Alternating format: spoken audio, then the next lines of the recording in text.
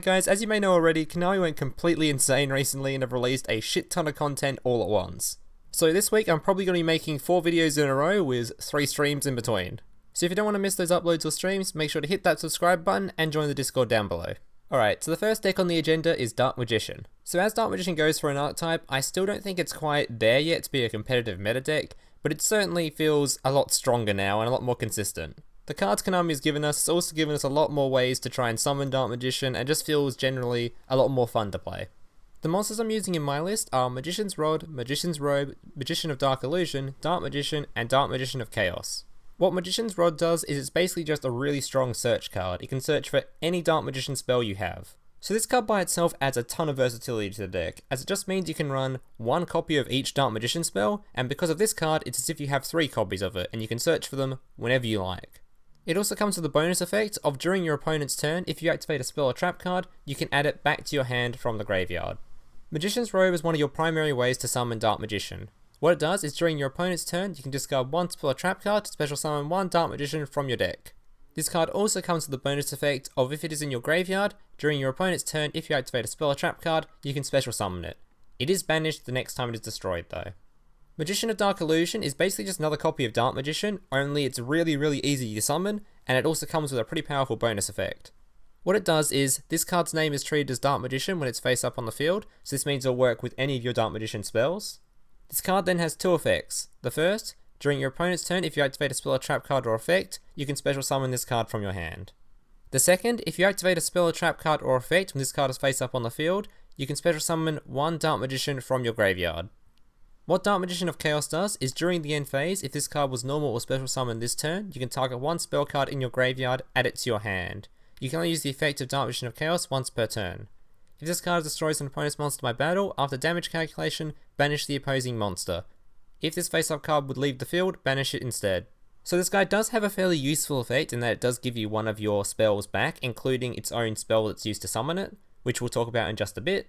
But basically, it's not used for its effect as much. This card's more used for a kind of OTK, which can be talked about a little bit later on when we go through the spell that's used to summon this card.